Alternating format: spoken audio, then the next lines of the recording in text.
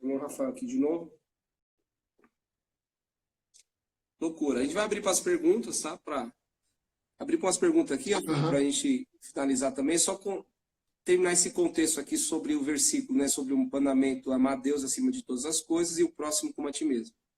E como eu leio a Bíblia fazendo perguntas, eu aprendi a questionar a palavra. Não é questionar de falar que está errado. Deus, eu não entendi. O que está escrito aqui? Me fala aqui, porque eu não quero só entender a letra, eu quero a revelação. Aí eu fiz uma pergunta, falei, não, mas aqui eu lembrei de uma frasezinha religiosa que está instalada na humanidade. Que as pessoas falam, Deus está acima de tudo. Quem que é primeiro na minha vida? Deus. Todo mundo fala isso. Quem que é primeiro? Deus. Deus é primeiro. Aí eu vi que essa frasezinha é uma frasezinha, mas uma frasezinha religiosa. Que a pessoa fala que Deus está em primeiro. Aí quando eu li essa passagem dos 2 mandamentos, que Jesus falou, ama Deus acima de todas as coisas e o próximo é igual a esse. Né? O segundo é semelhante ao primeiro, que é ame ao próximo como a ti mesmo. Então quer dizer que eu venho antes do meu próximo. E o que eu peguei? Eu falei, então essa frase está sendo errada, porque Deus está dizendo o seguinte, se eu não valorizar a minha própria vida, eu não preciso ser um religioso, ficar falando que Deus é primeiro. Sabe quando Deus é primeiro na minha e na sua vida? É quando você valoriza o bem mais precioso que Deus te deu, a sua vida. Você nem precisa falar que Deus é primeiro. Quando você gerencia as suas emoções, não invalida quem você é no espírito, quando você cuida da sua vida, da sua família, mora na vida do seu próximo, Deus é primeiro. Para de ficar falando que Deus é primeiro e você está vivendo uma miséria, sofrendo nas suas emoções, não perdoando o povo, carregando um monte de gente, ficando magoado, chateado e com medo da vida. Para de viver nessa miséria. Ou tira da sua boca de falar que Deus é primeiro. Deus é primeiro quando você valoriza quem você é. Valoriza a sua vida, porque Ele te deu como presente para você viver os melhores dias da sua vida. Só isso. A palavra diz que você deve amar o próximo como a si mesmo, né? Então, então você vai amar o próximo na proporção e da maneira como você se sente amado, né? Então, são as frases pré-fabricadas aí que eu creio que a gente vai carregando ao longo da caminhada aí e que elas grudam na gente de uma maneira terrível, né? Elas se instalam praticamente na nossa mentalidade e nos bloqueiam para perceber muitas coisas. Mas é isso, eu creio que, na verdade, é interessante. A Bíblia diz que Deus ele habita em luz inacessível. A teologia especula que ninguém nunca vai ver a Deus, né? Ninguém nunca assim, tipo, eu vou chegar lá, vou ver ele. Ou ele vai, não.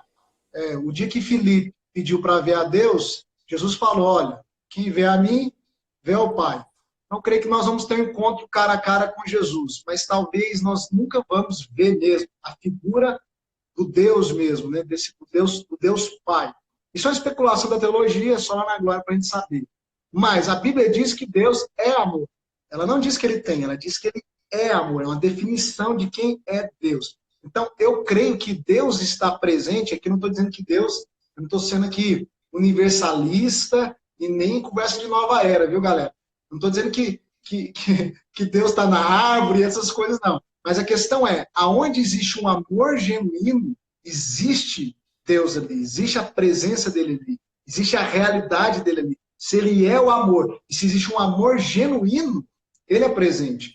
Né? Se existe um amor genuíno em você, e se existe um amor genuíno para com o próximo, a expressão clara de Deus está ali.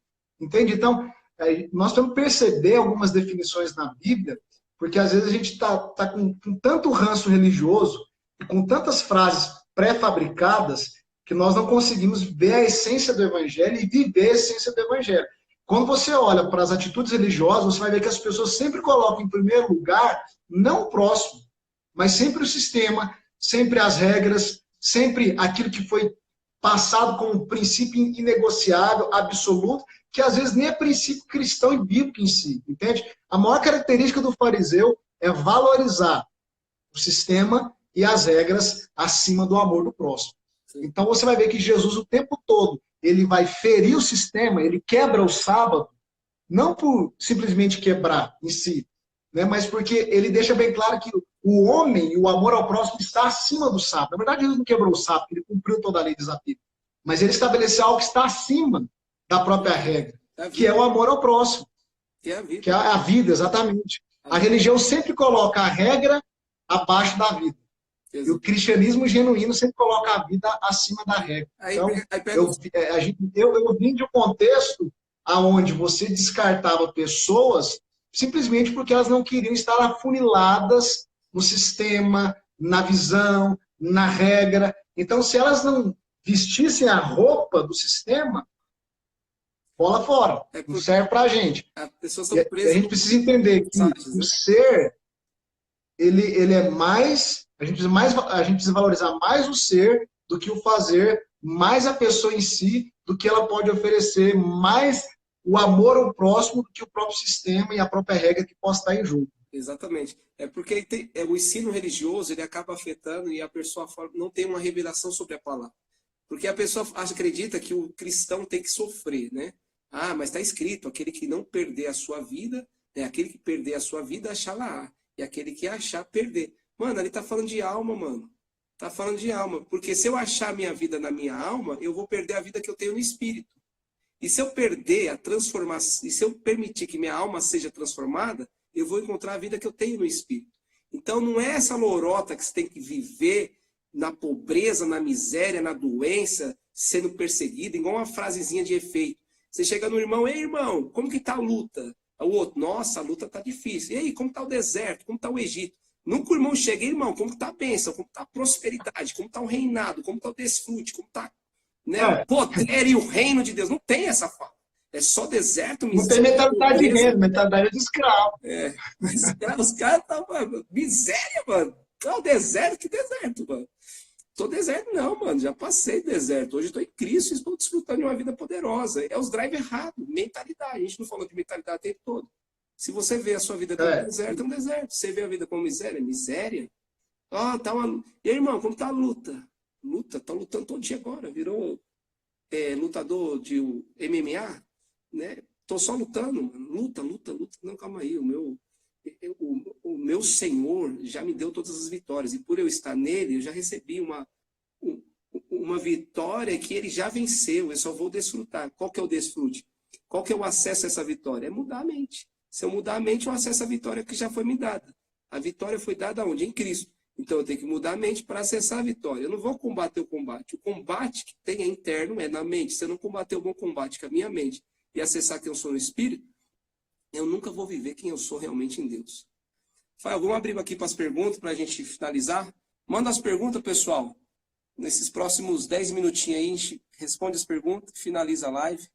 Né? Para mim é uma honra estar contigo aqui, Rafael. Foi poder de Deus demais. Amém. Eu vi e compartilhar essa live contigo. Não tem mais oportunidade. Conta comigo aí no precisar. Fechou? Amém. Pessoal, Prazer, estou sempre disposto. se tiver pergunta aí, manda pergunta aí. Pode falar, Rafael. Não, só completando isso, essa questão do renovadamente, né? De fato, não é algo, entre aspas, fácil mesmo, não. Por quê? Porque é você andar com uma perspectiva celestial. É você ter uma cosmovisão de uma perspectiva celestial e ter uma visão de si mesmo.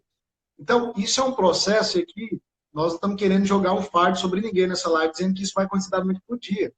Porque o próprio apóstolo Paulo, ele deixa bem claro que é um processo que vai acontecendo. A renovação é um processo. Então, nós estamos sendo renovados, eu e o Alan, nós estamos sendo desconstruídos de várias coisas.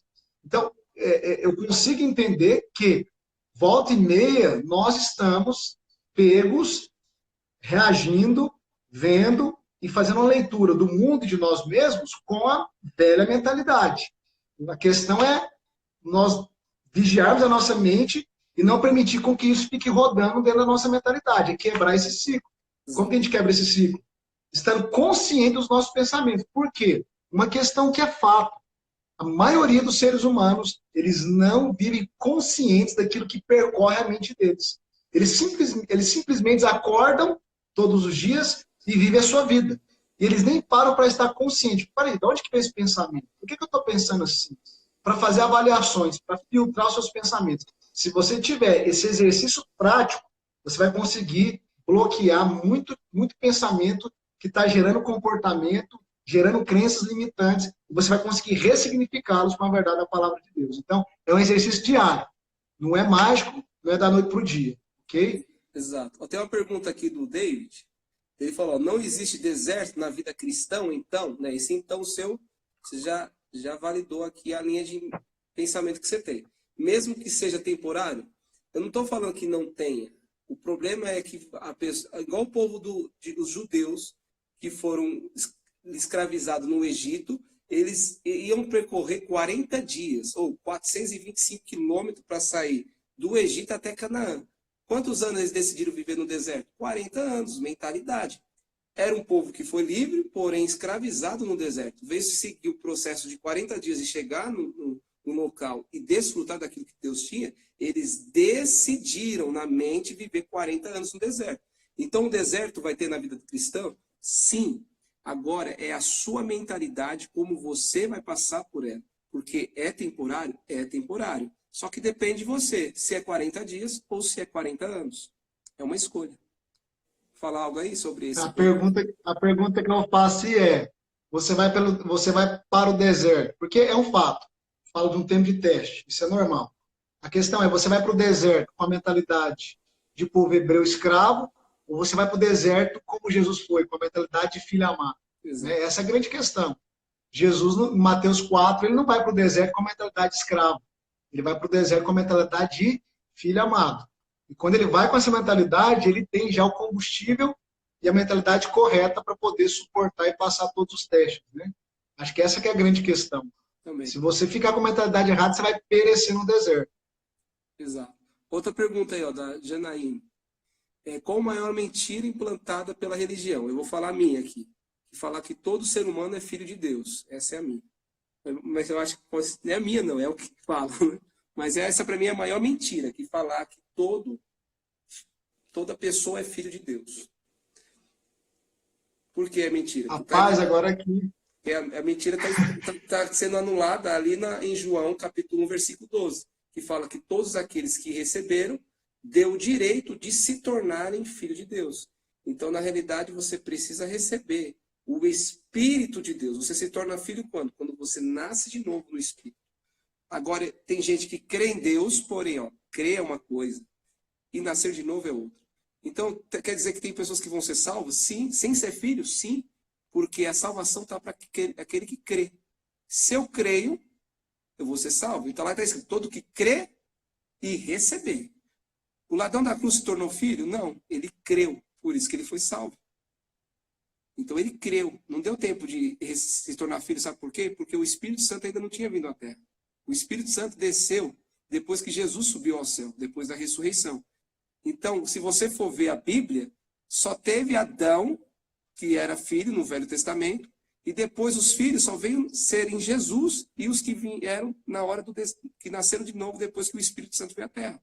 Todos os demais teve acesso à salvação através da fé. Alan, tem uma outra linha teológica? Sim, mas é o que está escrito. Velho Testamento não tem ninguém que é filho de Deus a não ser Adão. Novo Testamento, só Jesus e todos que nasceram de novo através do Espírito Santo. E graças a Deus a gente veio depois que o Espírito Santo desceu à terra. Certo? Senão a gente podia passar, igual os heróis da fé, morrer sem ter visto a promessa. A promessa era o quê? O Espírito que desceu à terra. Então, para mim, a maior mentira é essa.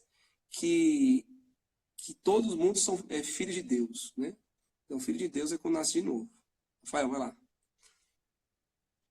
Cara, eu estava pensando aqui, meditando, qual seria a maior mentira? Para mim, é o clericalismo, né? Eu acho que é aquilo que engessa o corpo de Cristo, engessa a igreja, trava tudo e faz do povo de Deus uma massa de manobra para projeto de poder, enriquecimento e tudo mais. Então, é aquela perspectiva ainda de que quem tem o título, quem está na plataforma, sabe mais, tem mais acesso, é mais ungido. Para mim, essa é a grande, vou usar a palavra, desgraça que a religião trouxe para o meio da igreja. O clericalismo, ele engessou, literalmente. Ele aprisionou o corpo de Cristo, a potencialidade da igreja conquistar e avançar. Né? Quando você olha ali para Atos, a igreja do primeiro século é uma igreja livre, né? Que tem sim suas figuras apostólicas, homens de Deus, que dava o tom, que preservava a saúde das igrejas locais, mas que não controlava e que nem se colocava assim. Então, você é uma igreja livre, que é avassaladora, que colocou um dos maiores impérios do mundo, o Império Romano, de joelhos, né? E essa igreja perdeu essa força, essa velocidade, esse poder, por quê? Porque ela foi domesticada. O que domesticou a igreja? O clericalismo. Então, a galera toda fica esperando ou pastor, ou ungido, né? E fica querendo cultuar a Deus e servir a Deus só dentro das quatro paredes. E eu estou vendo Deus em tudo isso que está acontecendo no mundo, que agora a igreja tem que se reinventar, né? Eu até soltei um IGTV antes aí, quando você estava fazendo uma live. A minha pergunta é, e agora? Sua fé vai sobreviver sem palco, sem luz, sem o pregador, sem o evento dominical? Sua fé vai sobreviver a tudo isso? Né? Porque eu entendo que tem uma galera que a fé dele está apoiada à agenda gospel. A agenda gospel agora foi quebrada, desconstruída. Não tem agenda gospel mais. E agora? Que a igreja está espalhada nas casas, cada um no seu trabalho, e agora é a hora do negócio acontecer, moço. Agora é a hora desse reino que está aqui dentro se manifestar. Não ficar esperando pelo ungido. Então, para mim, o clericalismo foi aquilo que engessou, que domesticou a igreja.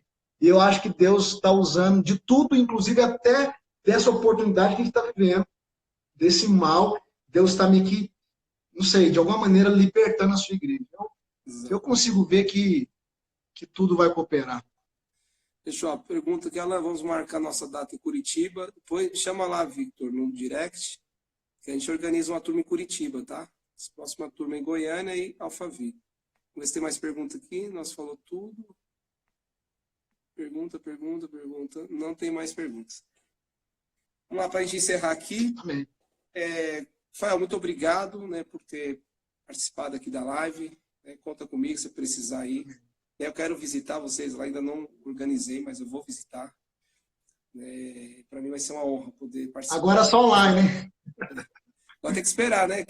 Tem mais, acho que é 15 dias, né? Então tem 2 semanas aí. Isso aí.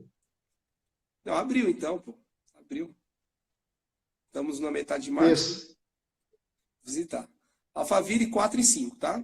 Rafael, quem me segue aqui, sigam o Rafael. Você vai pegar conteúdo pesado, tá? Aqui é homem de Deus. Realmente vive uma igreja na liberdade. Não tem nada a ver com libertinagem. Uma liberdade em Cristo. Aqueles que falam, eu sou livre, aí vivem uma libertinagem, tem nada a ver com liberdade. Liberdade é sempre algo produtivo. Algo que traz para o reino, para a vida, para a edificação. Homem de Deus, né, vocês que são de Goiânia, pode visitar. Né, que a gente vê isso hoje, Rafael. Muitas pessoas procurando um local, só que não quer ficar preso. Só que não, existe aqui um homem de Deus que está trazendo uma mentalidade para a igreja, para o povo sair dessa escravidão de alienação e poder viver realmente o verdadeiro evangelho. Não é o evangelho clerical que escraviza o povo, mas é uma linha de evangelho do reino que traz uma liberdade e uma paz, que sai de um prédio e chega nas casas, nas famílias, e a pessoa vive lá fora. A verdadeira igreja não é algo só interno, num lugar fechado.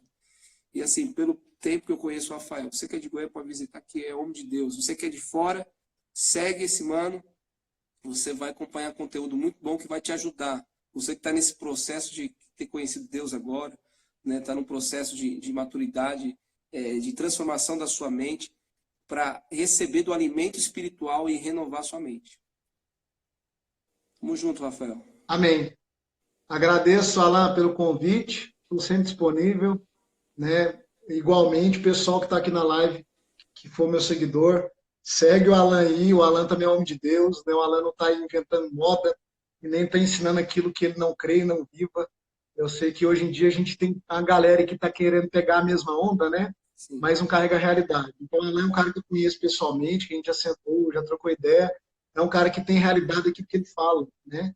E é isso. Estamos aqui, sempre que precisar, conta comigo.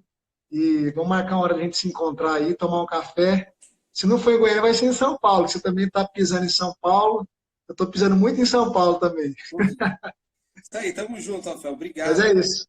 Deus abençoe. Obrigado, um abraço. Um abraço. Deus abençoe, pessoal. Deus, tamo junto. Um abraço. Deus abençoe. Outra coisa aqui. Eu deixei a outra live salva. Vou deixar essa live salva. E pessoal aí que segue o Rafael, me segue. Quiser assistir, vai ficar salvo até amanhã para você pegar o conteúdo, anotar e tal, colocar em prática. Amém? Deus abençoe. Grande abraço. Com Deus. Com Deus.